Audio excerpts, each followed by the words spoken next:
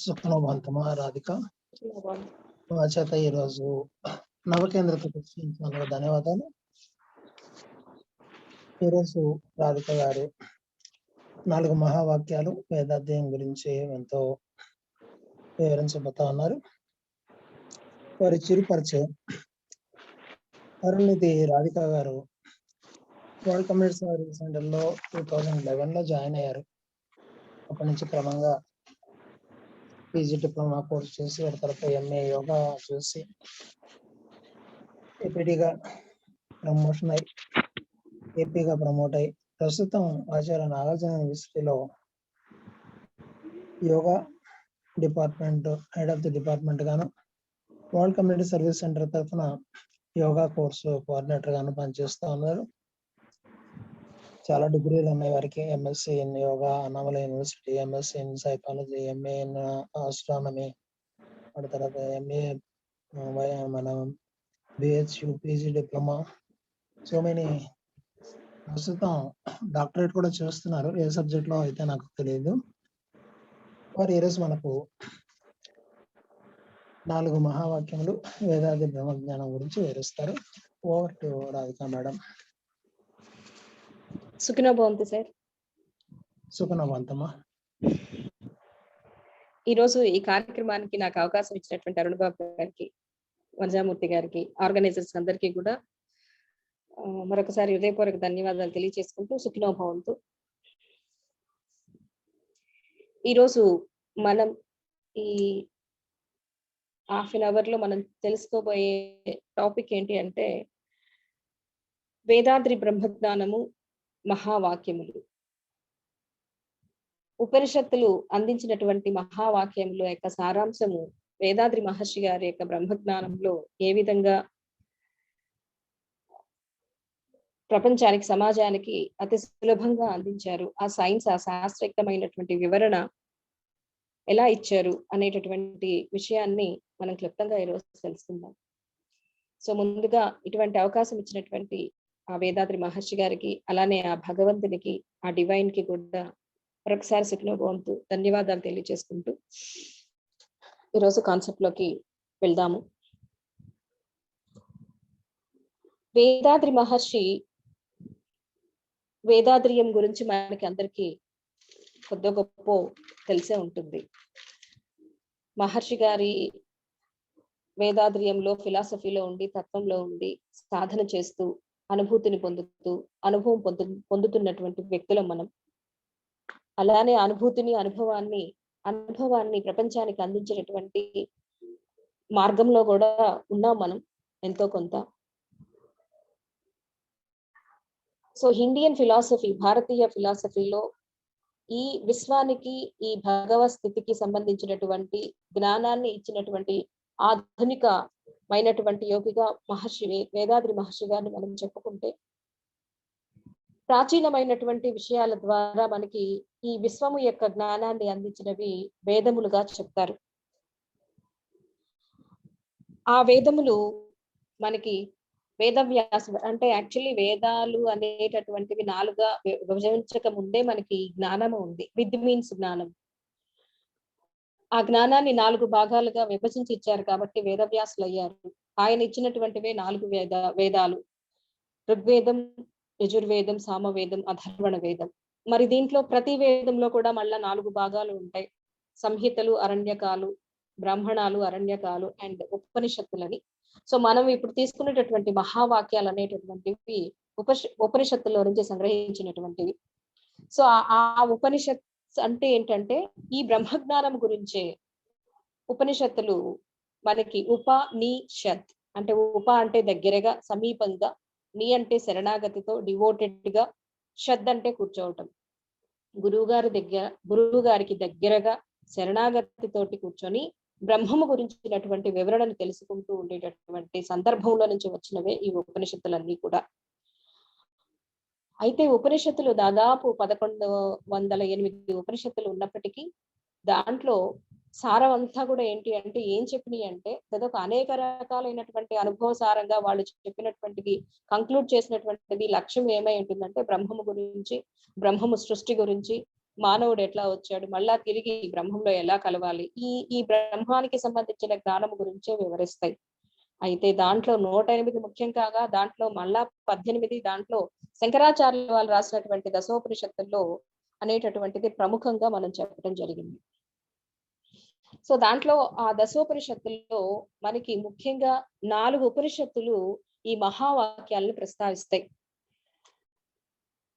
ఆ దశోపనిషత్తులే మనకి ఈశ, కేన్, కఠోపనిషత్తు, ప్రశ్నోపనిషత్తు, ముండక, మాండూక్య, ఐతరేయ, తైతరేయ, చాందోగ్య, బృహదారణ్యకం అని 10 ఉపనిషత్తులు శంకరాచార్యుల వారు వాటికి భాష్యము రాసి అన్ని ఉపనిషత్తుల్లో ఉన్న సారాంశాన్ని ఈ 10 ఉపనిషత్తుల్లోనే ప్రపంచానికి ఇవ్వటం జరిగింది. దాంట్లో కూడా ఇన్ని ఉపనిషత్తుల్లో కూడా మా వల్ల కాదు అంటే ఒక్క మాండూక్యం చదువుకోండి. అన్నిట్లో కూడా అన్ని ఉపనిషత్తుల్లో కూడా అతి చిన్నదైనటువంటి ఉపనిషత్తు మాండూక్యం చదువుకోండి, అదొక్కటి చాలు అని చెప్పారు. అయితే ఇప్పుడు మనం తీసుకునేటటువంటి కాన్సెప్ట్ ఏంటి అంటే అంటే ఓవరాల్ గా ఈ ఉపనిషత్తుల యొక్క సారాంశం ఏదైతే ఉంటుందో, ఫైనల్ గా కంక్లూడ్ చేసినటువంటిది ఏదైతే ఉంటుందో దానికి సంబంధించినటువంటివి మహావాక్యాలుగా ఉపనిషత్తులు పేర్కొనడం జరిగింది. ఆ ఉపనిషత్తుల్లో ఆ మహావాక్యాలే మనం ఇప్పుడు ఆ మహావాక్యాలు ఉపనిషత్తులు చెప్పినటువంటి మహావాక్యాలలో ఉన్నటువంటి విషయాన్ని మన మహర్షి గారు అందరికీ అర్థమయ్యే విధంగా శాస్త్రయుక్తంగా ఇచ్చినటువంటి వివరణ చాలా అద్భుతంగా ఉంటుంది. సో దాని గురించి మనం ఆ యొక్క సారాంశము వేదాద్రి మహర్షి గారు మనకి ఏ విధంగా సమాజానికి అందించారు, ఈ యొక్క మన వేదాద్రి మహర్షిలో ఉన్నటువంటి జ్ఞానములో, ఫిలాసఫీలో, వేదాద్రియంలో ఉన్నటువంటి సారాంశము ఈ మహావాక్యాల్లో ఎలా ఉంది అనేది మనం ఒకసారి చూద్దాం. ఆ మహావాక్యాలు ఏమిటి అంటే అయమాత్మ బ్రహ్మ, ప్రజ్ఞానం బ్రహ్మ, తత్వమసి, అహం బ్రహ్మస్మి. ఈ 4 కూడా మహావాక్యాలుగా చెప్తారు. మొట్టమొదటిది మాండూక్య ఉపనిషత్తులో ఉన్నటువంటి అయమాత్మ బ్రహ్మ, ఐతరేయ ఉపనిషత్తులో ఉన్నటువంటి ప్రజ్ఞానం బ్రహ్మ, చాందోగ్య ఉపనిషత్తు చెప్పినటువంటి తత్వమసి, బృహదారణ్యకం ఇచ్చినటువంటిది అహం బ్రహ్మస్మి. ఇవే మహావాక్యాలుగా మనకి చెప్తూ ఉన్నాయి ఉపనిషత్తులు. ఇక్కడ ఈ తత్వమసి అంటే మాండూక్యము మొత్తం కూడా మనకి ఓంకారం యొక్క ఉపాసన గురించి 4 స్టేట్స్ అంటే మనసు, దాని ఆత్మ, దాని స్థితులు, ఎన్ని రకాల స్థితుల్లో ఆత్మ ఉంటుంది, ఆ ఆత్మ పరమాత్మ స్థితికి వెళ్ళేసరికి ఎటువంటి స్థితిని పొందుతుంది, దాని ఉపాసన మార్గాలని మాండూక్యం ఇస్తుంది. ఈ మాండూక్యం నుంచి తీసుకున్నదే అయమాత్మ బ్రహ్మ అంటే నేను ఎవరు అనేటటువంటి ప్రశ్న మనకి ఈ అయమాత్మ బ్రహ్మ అనేటటువంటి కాన్సెప్ట్ లో నేను కూడా బ్రహ్మమే, ఈ ఆత్మ అయం, ఈ ఆత్మ కూడా బ్రహ్మే అనేటటువంటి దాన్ని ఎస్టాబ్లిష్ చేస్తుంది. అంటే జీవుడు అంటే నేను నాలో ఉన్నటువంటి ఈ ఆత్మ కూడా బ్రహ్మమే, అయాం బ్రహ్మ అనేటటువంటి కాన్సెప్ట్ ని ఎస్టాబ్లిష్ చేస్తుంది ఈ మాండూక్యం. అట్లానే ఐతరేయానికి వచ్చేసరికి ప్రజ్ఞానం బ్రహ్మ, ఏదైతే జ్ఞానం ఉన్నదో, ఏదైతే బ్రహ్మ జ్ఞానం, ఏదైతే ఈ విశ్వానికి, ఈ మానవుడికి రావటానికి ఒక ప్రిన్సిపల్ ఏదైతే ఉందో, కాన్షియస్ ఏ జ్ఞానం అయితే, ఇన్ఫర్మేషన్ అయితే ఉందో అది మొత్తం కూడా బ్రహ్మమే అనేటటువంటి దాన్ని ఎస్టాబ్లిష్ చేస్తుంది ఐతరేయం. ఇక నెక్స్ట్ ది చాందోగ్యంకి వచ్చేసరికి తత్వమసి. సో తత్వమసి అంటే నా సెల్ఫ్, నేను కూడా బ్రహ్మమే, ఈ తత్వము, ఈ సెల్ఫ్ కూడా, ఈ ఆత్మ కూడా బ్రహ్మమే అనేటటువంటిది మళ్ళా ఎస్టాబ్లిష్ చేస్తుంది. ఇక బృహదారణ్యకి వచ్చేసరికి కంప్లీట్ గా నువ్వు కాదు, నేను కాదు, ఈ సృష్టిలో ప్రజ్ఞానం కాదు, అన్ని కలిసినటువంటి చరాచర జగత్తు మొత్తము కూడా బ్రహ్మమే, జడము కాని జీవము కాని ఇవన్నీ కూడా మొత్తం బ్రహ్మస్థితి నుంచి వచ్చినవే అని చెప్తున్న ఈ వాక్యాలు. మరి ఇదే విషయాన్ని మనకి వేదాద్రియం ఎలా వివరించిందో ఎంత స్పష్టంగా, ఎంత అంటే నిగూఢీకృతమై ఉంది. మన సపరేట్ గా ఉపనిషత్తులు అంటే వేదాలు, ఉపనిషత్తులు చదివి దీన్ని అర్థం చేసుకోవడం అంటే వేదాంతం గురించినటువంటి ఫిలాసఫీ మనకి అంత పెద్దగా అర్థం కాదు. అంతా బ్రహ్మమే, నువ్వు బ్రహ్మమే, నేను బ్రహ్మమే అనే ఫిలాసఫీ కష్టంగా ఉంటుంది. కాబట్టి చాలా సులభంగా ఆయన సైంటిఫికల్ గా కూడా, శాస్త్రయుక్తంగా కూడా మనకి వివరించినటువంటి ఒక అద్భుతమైనటువంటి కాన్సెప్ట్ గురించి మనం ఈ రోజు తెలుసుకోబోతున్నాం. యాక్చువల్లీ మనకి వేదాద్రియం గురించి పూర్తిగా తెలుసు. అంటే ట్రాన్స్ఫర్మేషన్, తన్మార్గ సిద్ధాంతం గురించి తెలుసు. మానవుడు ఎట్లా వచ్చాడు, పరిణామ క్రమంలో మానవుడుగా ఎట్లా వచ్చాడు, అసలు ఈ మానవుడు జీవించడానికి ఆధారాలు ఏంటి, ఏది ఈ మానవుడిని సజీవంగా చేస్తుంది, ఏది ఈ మానవుని యొక్క శరీరం అంటే ఏంటి, శరీరం ఎట్లా తయారయ్యింది, తర్వాత మనసు ఎట్లా తయారైంది, ఆ మనసు ఏం పనులు చేస్తుంది, ఆ మనసు పనిచేయడానికి ఆధారమైనటువంటిది ఏంటి అనేటటువంటిది మొత్తం కూడా సైంటిఫికల్ గా మనకి సెల్ఫ్ ట్రాన్స్ఫర్మేషన్ థియరీ ఆ ధర్మార్పు సిద్ధాంతం అనే దాంట్లో వేదాద్రి మహర్షి గారు మనకి స్పష్టంగా అందించారు. దాని గురించి ఒకసారి మనం చెప్పుకొని తర్వాత అసలు ఏంటి దీంట్లో ఉన్నటువంటి ఈ మహావాక్యాలు దీంట్లో ఎలా ఉన్నాయి, ఎలా పొందుపరచబడినాయి, ఆ విషయాన్ని ఎంత సులభంగా మహర్షి గారు మనకి తన ట్రాన్స్ఫర్మేషన్ థియరీలు తన ధర్మార్ప సిద్ధాంతంలో చెప్పారు అనే దాని గురించి మనం మాట్లాడితే, ఫస్ట్ అయమ ఆత్మ బ్రహ్మ, ద సెల్ఫ్ ఈజ్ బ్రహ్మ, అంటే నాలో ఉన్నటువంటి ఆత్మ కూడా బ్రహ్మమే అనేటటువంటి ఒక కాన్సెప్ట్. ఇక్కడ మనము యాక్చువల్లీ ఇంకొక విషయం, తత్వమసి కానీ ఇలాంటివన్నీ తీసుకుంటే మనకి ఒక కాన్సెప్ట్ గుర్తుకు వస్తూ ఉంటుంది. సో ఫర్ ఎగ్జాంపుల్ తత్వమసి తీసుకున్నాం అనుకోండి, ఆ వాక్యాన్ని గురించి తీసుకున్నాం, నువ్వు కూడా అదే అంటే అది అంటే ఏంటి, అసి అంటే అదే, అదే అంటే ఏంటి, బ్రహ్మము, నువ్వు కూడా బ్రహ్మమే అనేటటువంటి కాన్సెప్ట్ ని ఇక్కడ ఎస్టాబ్లిష్ చేస్తున్నారు. ఇక్కడ మనము జనరల్ గా మనకి వేదాద్రియంలో సెల్ఫ్ అంతఃశోధన పద్ధతుల్లో లాస్ట్ లోకి వచ్చేసరికి హూ ఆమ్ ఐ, నీవు ఎవరు అనేటటువంటి కాన్సెప్ట్ లో మహర్షి గారు స్పష్టంగా తెలియచేస్తారు.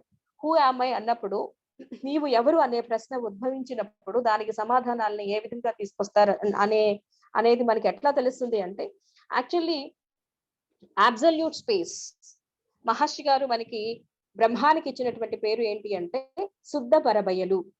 ఆ శుద్ధ పరబయలు self compressive surrounding pressure force, అంటే తనను తాను అదిమి పెట్టడి ఒక శక్తి, ఒక ఫోర్స్.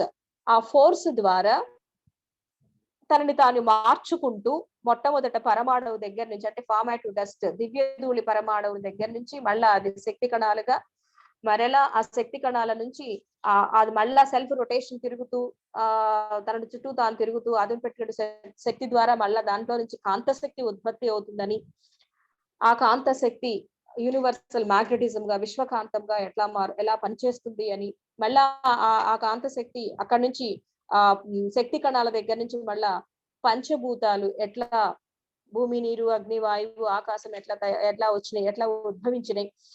సో మరలా తను తాను మార్పు చేసుకున్నటువంటి ప్రక్రియలో పంచభూతాల తర్వాత ఇట్లా living beings, non living beings ఎలా వచ్చినాయి, జీవులు, జడములు అనేటటువంటి ఉత్పత్తి ఎట్లా జరిగింది, అట్లా దాని తర్వాత జీవులలో మానవుని సృష్టి ఎలా జరిగింది అనేది మనం తన్మార్పు సిద్ధాంతం థియరీలో మనం స్పష్టంగా మనకి మహర్షి గారు చెప్తూ ఉంటారు. ఇక్కడ మనం ఒకటి గమనించాలి, మనము ఫస్ట్ ఏదైతే బ్రహ్మము, ఏదైతే శుద్ధ పరబయలు ఉందో, ఏదైతే అబ్సల్యూట్ స్పేస్ ఉందో, అదే దానికి ఉన్నటువంటి లక్షణాలతోటి, దానికి ఉన్నటువంటి లక్షణాలు ఏంటి అంటే పూర్ణమైనటువంటిది, దానికి అంత జీరో, అదే దాంట్లో నుంచే వస్తుంది, కంప్రెషన్ అక్కడే జరుగుతుంది, దాని నుంచి వెదజల్లబడినట్టు మళ్ళా దాంట్లోనే వెళ్తున్నాయి, ఆ ప్రెషర్ వల్ల, ఒత్తిడి వల్ల బయటకు వచ్చినటువంటి పరమాణువులు మళ్ళా ఆ స్పేస్ లోనే, ఆ ఎంటీ స్పేస్ లోనే ఉంటున్నాయి. అంటే పుట్టిస్తున్నది తనే, అంటే ఆ కణాలని పుట్టడానికి ఆధారమైనటువంటి ప్రెషర్ దాని నుంచే వస్తుంది, అక్కడ పుట్టినటువంటి బయటికి వెదజల్లబడి మళ్ళా దాంట్లోనే ఉంటున్నాయి.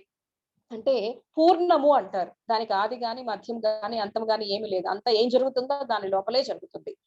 సో అది ఒకటి. నెక్స్ట్ ఏంటి అంటే మహాశక్తివంతమైనటువంటిది ఒక ఫోర్స్, తనను తాను అదుపు పెట్టుకునేటటువంటి ఒక మహాశక్తివంతమైనటువంటి ఒక ఫోర్స్ ని, ఒక ఆకర్షణని కలిగి ఉన్నది. సో ఆకర్షణ శక్తిని కలిగి ఉన్నది, మహాశక్తివంతమైనది. అలానే జ్ఞానము, అది ఎట్లా చేయాలి, ఎప్పుడు ప్రెషర్ రావాలి, ఏంటి రావాలి అనేది కాలాన్ని బట్టి, కాలానికి అనుగుణంగా తనను తాను మార్చుకునేటటువంటి జ్ఞానాన్ని కలిగి ఉన్నటువంటిది. ఈ లక్షణాలతోటి తనను తాను మార్చుకుంటూ, ఇందాక మనం చెప్పినటువంటి ఈ తనని తాను మార్చుకుంటూ ఈ విశ్వాన్ని మొత్తాన్ని, యూనివర్స్ మొత్తాన్ని మన దాకా కూడా అది తయారు చేసింది అనేటటువంటిది మనకి తెలుసు. సో ఇక్కడ ఎప్పుడైతే కాలానికి అనుగుణంగా అక్కడి నుంచి ఇప్పుడు దాకా మానవుడి దాకా, ఇప్పుడు మానవుడి గురించి మనం మాట్లాడుకుంటే మానవుడి యొక్క టార్గెట్ ఏంటి అనేది కూడా మనం మాట్లాడుకోవాలి ఇక్కడ. అంటే బ్రహ్మము తనను తాను మార్చుకుంటూ మనిషిగా వచ్చింది. అంటే అక్కడ నుంచి మనిషిగా వచ్చేటటువంటి సందర్భంలో ఈ మధ్యలో ఈ మనిషిలో ఏముంటాయి అంటే అంటే ఇక్కడ నుంచి ఈ ఈ మనిషిగా మార్పు చెందుతూ పరివర్తన చెందుతూ తన్మార్పు చెందుతూ వచ్చిన ఎలాగైతే వచ్చింది, ఎలా వచ్చింది అంటే దానికి ఒక ప్రిన్సిపల్ ఉంటుంది, అది ఎప్పుడూ తప్పదు.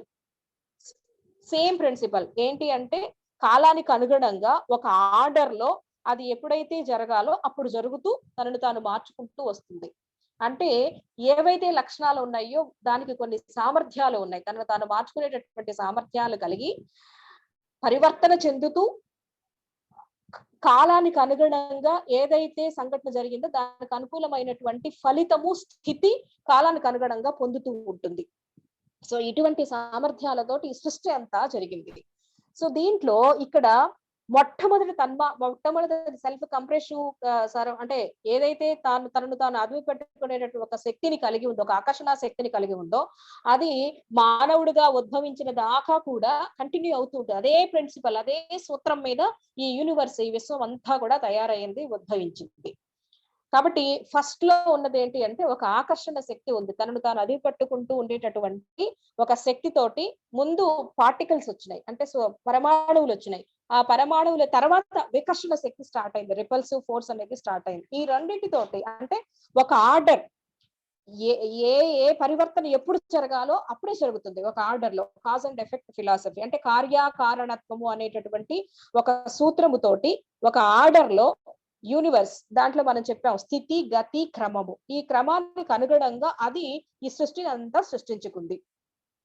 మనలో కానీ జడముల్లో కానీ జీవుల్లో కానీ ఈ మార్పులు జరుగుతున్నాయి, పరివర్తన జరుగుతుంది అంటే సేమ్ ప్రిన్సిపల్లే అప్లై అవుతుంది. ఇదే జ్ఞానము. ఇందాక మనం ఒక వాక్యంలో చెప్పుకున్నాం ప్రజ్ఞానం బ్రహ్మ అని.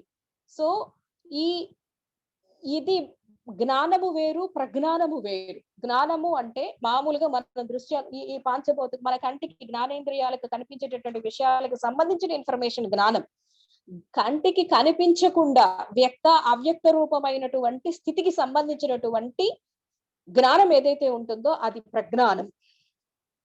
ఆ ప్రజ్ఞానము కలిగి ఉన్నదే అదే బ్రహ్మము అని మనకి ఐతరేయము ఎస్టాబ్లిష్ చేస్తుంది. కాబట్టి ఏదైతే ఈ విశ్వము ఉత్పత్తి అవ్వటానికి విశ్వ సృష్టికి కారణమైనదో, మన బాడీ తీసుకుందాం ఇక్కడ, అది ప్రజ్ఞానం అంటున్నాం. ఇదే జ్ఞానము మనిషిలో కూడా నిగుణీకృతమై ఉంది. అక్కడ కూడా దానికి కూడా చెప్తారు ఏమని అంటే సెల్ఫ్ యాక్చువల్లీ ఈ మానవుడు ఎట్లా ఉత్పత్తి అయ్యాడు, అక్కడ దాకా మానవుడు ఉత్పత్తి కావటానికి కూడా సేమ్ ప్రిన్సిపల్ అప్లై అయింది అని చెప్పాము. అదే జ్ఞానం అంటున్నాము. ఆ జ్ఞానం అంతర్లీనంగా మన లోపల ఉంది, నడిపిస్తూ ఉంది అంటున్నాము. కాబట్టి ప్రజ్ఞానం ఏదైతే జ్ఞానమై ఉన్నదో అది బ్రహ్మము, అది దాని క్వాలిటీ, బ్రహ్మం యొక్క క్వాలిటీ, అదే ప్రజ్ఞానము అని చెప్పేసి చెప్తున్నాం. సో నెక్స్ట్ ది ఇక్కడ మహర్షి గారు మనకి ఫిజికల్ బాడీ అంటే ఏంటి అంటే మన మానవుని యొక్క జీవితాన్ని గమనించినప్పుడు ఆయన స్పష్టంగా చెప్పింది ఏంటి అంటే ఫార్మాటివ్ డస్ట్ వచ్చింది, దాంతో శక్తి పరమాణువులు వచ్చినాయి, అణువులు తయారైనాయి. ఈ అణువుల సముదాయమే పంచభూతాల సముదాయమే మానవ దేహము, కంటికి కనిపించే దేహం అన్నారు. సో ఈ అణువులు మళ్ళా రొటేషన్ తిరుగుతూ ఉంటే స్థూల శరీరము, సూక్ష్మ శరీరము, కారణ శరీరముగా వస్తాయని చెప్పారు. అలానే మనం నిరంతరం అంటే ఈ స్థూల దేహము గాని, సూక్ష్మ దేహము గాని, కారణము గాని అంటే మ్యాగ్నెటిక్ బాడీ గాని, ఇవన్నీ ఈ physical body, astral body, causal body, ఇవి మొత్తము కూడా ఈ లోపల విడగొట్టుకుంటూ ఈ పంచభూతాలను విడగొట్టుకుంటూ వెళ్తే అణువులు ఉంటాయి, అణువులు విడగొట్టుకుంటూ వెళ్తే పరమాణువులు ఉంటాయి, పరమాణువులు విడగొట్టుకుంటూ వెళ్తే మనకు వచ్చేది స్పేస్ వస్తుంది. ఆ స్పేసే డివైన్. మళ్ళీ వీటన్నిటిని కలుపుకుంటూ వస్తే మానవుడిగా తయారవుతున్నాం. అంటే నిగుణీకృతంగా అంతర్లీనంగా ఉన్నది ఏంటి అంటే దీన్ని బట్టి మనకి తెలిసింది ఏంటి అంటే మన చుట్టూ మన మొత్తము ఆవరించి ఉంది, ఈ శరీరాన్ని ఆవరించి ఉంది కూడా ఆత్మే. ఆ ఆత్మే పరమాత్మ నుంచి ఆత్మ వచ్చి ఈ ఆత్మ పరమాత్మ ఈ క్యారెక్టర్స్ అన్ని ఒకే రకంగా ఉంటాయి. ఆ ఆత్మ అనేది మన శరీరంలో ఉండి ఈ జ్ఞానేంద్రియాలని, ఈ స్థూల దేహాన్ని, ఈ మ్యాగ్నెటిజం రావడానికి కానీ వీటికి అన్నిటికీ కూడా అదే కారణమవుతుంది, ఆ ఆత్మస్థితే కారణమవుతుంది, అది లోపల ఉంది అనేసి ఇక్కడ ఎస్టాబ్లిష్ చేస్తున్నారు. అంటే మనలో ఉన్నది కూడా, మన ఆత్మ కూడా ఆ పరమాత్మే. ఆత్మే మొత్తం అన్ని ఇంప్రింట్స్ ని, దానికి ఇంప్రింట్స్ అనే దానికి కూడా ఎస్టాబ్లిష్ చేస్తారు గురువు గారు ఇక్కడ. అహం బ్రహ్మస్మి అనే కాన్సెప్ట్ లో ఇక్కడ మనకి తత్వమసి అనే, నేను కూడా తత్వమసి, అంటే నేను కూడా, నా సెల్ఫ్ కూడా, నేను కూడా బ్రహ్మమే అని చెప్పినటువంటి చాందోగ్యంలో ఇక్కడ దానికి అనుగుణంగా మనకి ఏం చెప్తున్నారంటే, ఈ ట్రాన్స్ఫర్మేషన్ లో ఈ శరీరము గాని ఆత్మ గాని ఎక్కడి నుంచి వచ్చింది? మనకి పరమాత్మ నుంచే, బ్రహ్మస్థితి నుంచే వచ్చిందని మనం తెలుసుకున్నాం ఇప్పుడు సెల్ఫ్ ట్రాన్స్ఫర్మేషన్ లో. సో అట్లా ఈ మనిషి అంటే బయట ఎట్లాగైతే మనకి కనిపిస్తూ ఉన్నాయో ఆ స్థితి అంతా కూడా మన లోపల ఉంది. బయట ఎట్లాగైతే మ్యాగ్నెటిజం కాంతం ఉత్పత్తి అవుతుందో మన శరీరంలో కూడా కాంతం ఉత్పత్తి అవుతుంది. బయట ఎట్లాగైతే విశ్వములో శక్తి కణాలు తిరుగుతూ ఉండి దాని నుంచి కాంతం ఎట్లా మ్యాగ్నెటిక్ ఎలా ఉత్పత్తి అవుతుందో మన శరీరంలో కూడా శక్తి కణాలు ఉన్నాయి. ఆ శక్తి కణాలు రొటేట్ అవుతూ ఉన్నాయి. దాని నుంచి కాంత శక్తి ఉత్పత్తి అవుతుంది. ఆ కాంత శక్తి ఆధారము. అంటే ఏదైతే బయట ఆధారమైందో లోపల కూడా అదే ఆధారమైనది. ఇక్కడ ఎక్కడ విడగొట్టడానికి అవకాశం లేదు. ఒక్కటే ఒక శక్తి, ఏకత్వమైనటువంటి శక్తి ఒక్కటే ఉంది. ఒత్తిడి శక్తి ఒక్కటే ఉంది. అదే ఆకాశంగా, అదే 5 ఎలిమెంట్స్ గా, అదే సాలిడ్స్, గ్యాసెస్, లిక్విడ్స్ గా, ఫిజికల్ బాడీగా, ఆస్ట్రల్ బాడీగా, మ్యాగ్నెటిక్ అంటే స్థూలముగా, సూక్ష్మముగా, కారణ శరీరముగా, పంచ తన్మాత్రలుగా, వీటికన్నిటికీ ఆధారమైనటువంటిది శుద్ధ పరబయలు మాత్రమే. అదే పూర్ణమైనటువంటిది అనేసి ఇక్కడ మనకి వేదాద్రియంలో ఎస్టాబ్లిష్ చేయటం వలన నేను కూడా, నా ఆత్మ కూడా బ్రహ్మమే, నేను కూడా బ్రహ్మమే, ఈ స్థూల శరీరము, సూక్ష్మ శరీరం మొత్తం కూడా బ్రహ్మమే.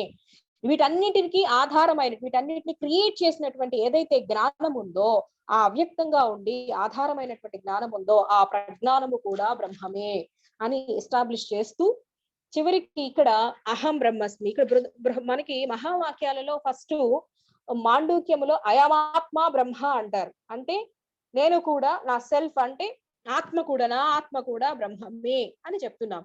తర్వాత ఐతరేయంలో ప్రజ్ఞానం బ్రహ్మ, ఏదైతే దీనికి విశ్వానికి ఆధారమైనదో, మానవుడికి జీవించటానికి ఆధారమైనటువంటిదో ఆ జ్ఞానం అంతా ఒకటే ప్రిన్సిపల్ మీద, ఒకటే దాని మీద, ఒకే స్థితి మీద నడుస్తూ ఉంది. ఇదంతా కూడా బ్రహ్మే. కాబట్టి బయట ఏం జరుగుతుందో నా లోపల బాడీలో కూడా అదే జరుగుతుంది. బ్రహ్మాండంలో ఏం జరుగుతుందో పిండాండంలో కూడా అదే జరుగుతుంది. ఒకటే ప్రిన్సిపల్.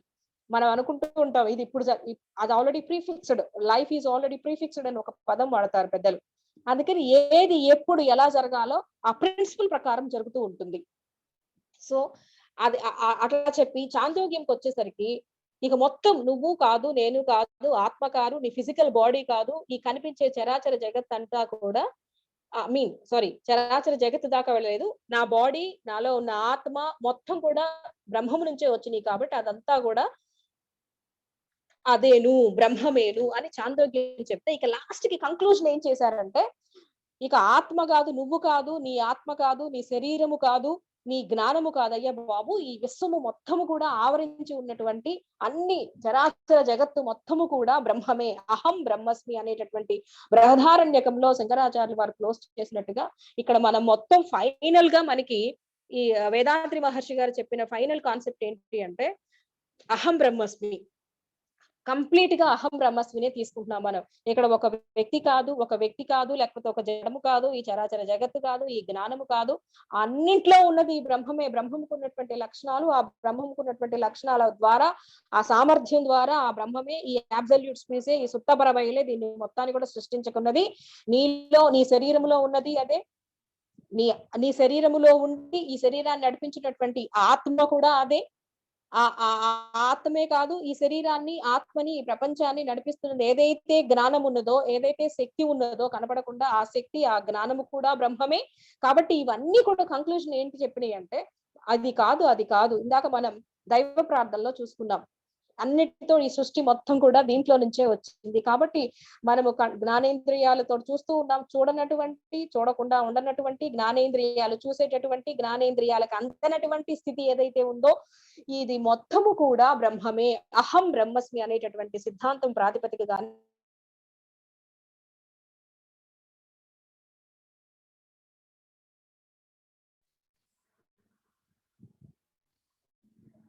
సో ఇక్కడ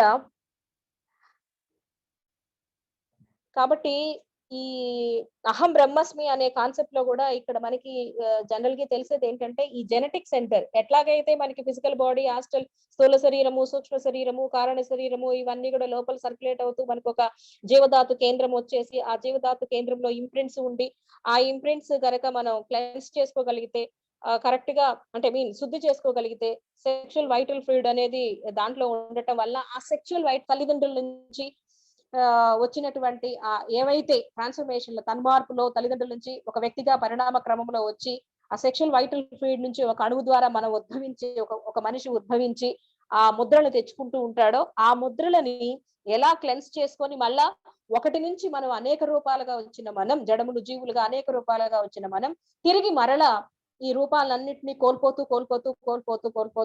ఒకదానితో ఏకమవుతామో దానిని రియలైజేషన్ అంటారని, డివైన్ స్టేట్ అంటారని. సో అలాంటి స్థితి మనకి రావాలి అని చెప్పేసి టు అటైన్ డివైన్ స్టేట్ అంటే భగవత్ స్థితిని అందుకోవటమే మానవ జన్మ యొక్క ఉద్దేశం అని చెప్పేసి వేదాద్రి మహర్షి గారు మనకి ఇక్కడ ఎస్టాబ్లిష్ చేయటం జరిగింది. సో అందుకనే ప్రతి వ్యక్తిలో ఎందుకు ఆ పరమాత్ముడు కనిపించటం లేదు అంటే ఆ లోపల జెనెటిక్ సెంటర్ లో ఆ జీవధాతు కేంద్రంలో పైన ముద్రలు ఉన్నాయి. ప్రకృతి ఉంది. ప్రకృతి అంటే 3 గుణాల సమ్మేళనం. ఆ ముద్రలు ఉండి సంచిత ప్రారబ్ధ అకామ్య ముద్రలు ఉండి లోపల ఉన్నటువంటి ఆ ఆత్మస్వరూపాన్ని తెలుసుకోలేకపోతున్నాం కాబట్టి ముందు గనక మనము ఆ యొక్క డివైన్ స్టేట్ ఆ భగవత్ స్థితి గనక మనలో ఉన్నటువంటి నిగుణీకృతమైనటువంటి ఆ భగవత్ స్థితి గనక మనకి తెలియాలి అంటే ఆ పైన ఉన్నటువంటి ఆవరణము అంటే ఆవరణ మీన్స్ ఆ ముద్రలు అనేటటువంటివి తొలగించుకోగలిగితే మనకు కొన్ని సాధనలు మహర్షి గారు చెప్పారు ప్యూరిఫికేషన్ ఆఫ్ జెనెటిక్ సెంటర్ అని.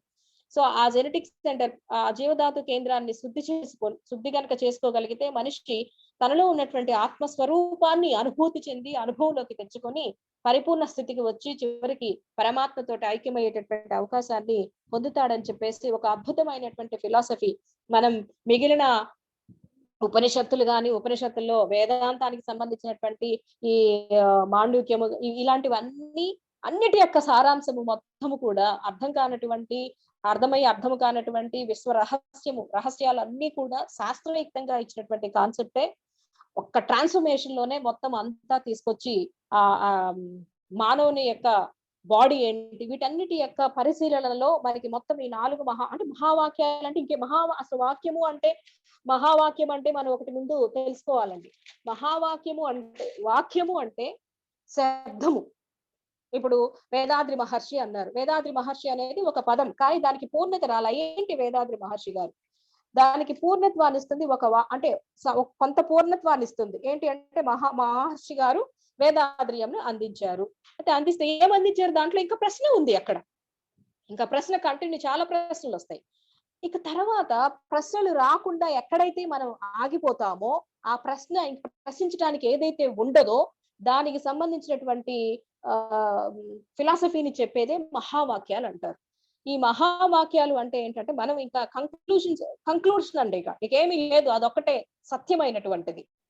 అందుకని ఈ వేదాద్రియంలో కూడా మనకి చెప్పే ఫైనల్ ఏంటి అంటే అహం బ్రహ్మస్మి అనే కాన్సెప్ట్ ని ఎస్టాబ్లిష్ చేయడం జరుగుతుంది. దాంతోటే మొత్తం అందరూ బ్రహ్మస్వరూపులే, ఈ విశ్వం అంతా బ్రహ్మమే, ఇది మొత్తం కూడా ఈ అబ్సల్యూట్ స్పేస్ నుంచి వచ్చినదే అనేటటువంటి సిద్ధాంతాన్ని మహర్షి గారు చాలా సులభంగా చాలా అందరికీ అర్థమయ్యే రీతిలో చెప్పి మరలా ఈ జర్నీ ఆఫ్ కాన్షియస్నెస్ ఇట్లా వచ్చినటువంటి ఈ వ్యక్తిత్వం నుంచి మహాశక్తి నుంచి వచ్చినటువంటి మనం మరలా మహాశక్తివంతం అయి ఆయన ఎట్లా చేరుకోవాలనేటటువంటి ఒక జర్నీని ఒక ప్రయాణాన్ని మనకి అద్భుతంగా ఇచ్చారండి. సో అటువంటి కాన్సెప్ట్ ని నిజంగా సామాన్య మానవులు కూడా అర్థం చేసుకొని ఈ ఫిలాసఫీని అర్థం చేసుకొని జీవితాన్ని సార్థకం చేసుకుంటారంటే నిజంగా ప్రకృతి మనకి ఆ భగవంతుడు మనకి అందించినటువంటి ఒక వరంగా ఆ మహర్షిని మనం పేర్కోవచ్చు. కాబట్టి బయోమాగ్నెటిజం అంటే ఏంటి, శరీరం అంటే ఏంటి, స్థూల శరీరం అంటే ఏంటి, మ్యాగ్నెటిజం యొక్క జీవకాంతం యొక్క అద్భుతమైనటువంటి ఔన్నత్యం ఏమిటి, ఇంపార్టెంట్ ఏమిటి, ఎలా మన జీవితంలో దాన్ని ఉపయోగించుకోవాలి, దాన్ని ఉపయోగించుకుంటూ ఒక్క మానవుడికే ఉందండి. 6th సెన్స్ అనే ఒక గొప్ప వరం యొక్క బహుమతి ఇచ్చాడు భగవంతుడు.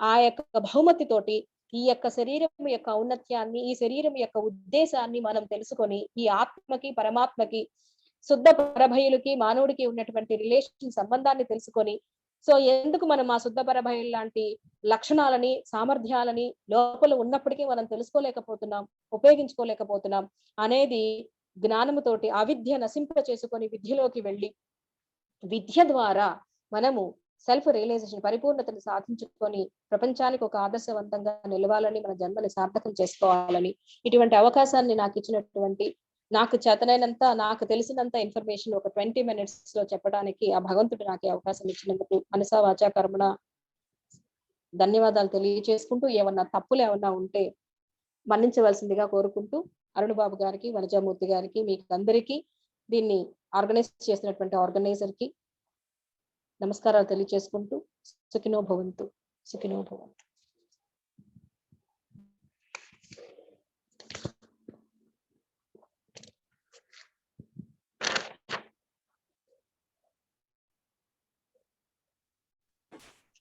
ధన్యవాదాలమ్మా రాధిక గారు. మా చేత నవకేంద్ర తపస్సు చేయించి ఒక 25 నిమిషాల్లో 4 మహావాక్యాలని వేదాద్ర్యాన్ని అనుసంధానం చేసి చెప్పడానికి చేసిన ప్రయత్నం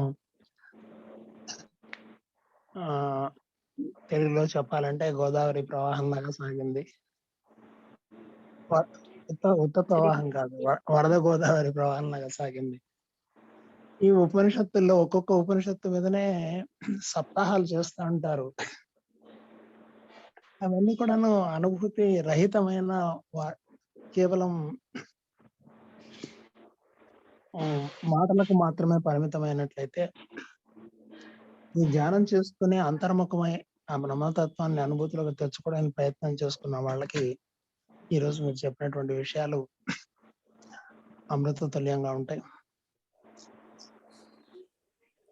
ఇంత చక్కగా మహావాక్యాల్ని విశదీకరించినందుకు ధన్యవాదాలు తెలియజేసుకుంటూ, మేడం గారిని మనం అందరం కూడా బ్లెస్ చేద్దాం. అందరూ కూడా తుర్యంలోకి రండి.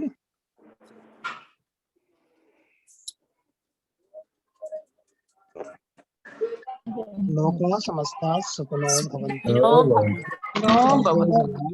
సర్వే జనాః సుఖినో భవంతు.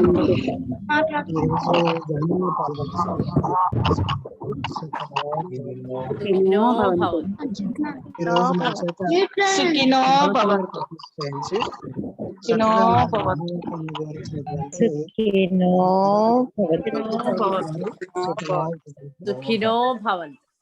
రాధిక గారు కుటుంబ సభ్యులు రాధిక గారు వారి సేవలు, వారి ఆరోగ్యం రేపు ఉదయం 7 గంటలకు కలుసుకుంటారు.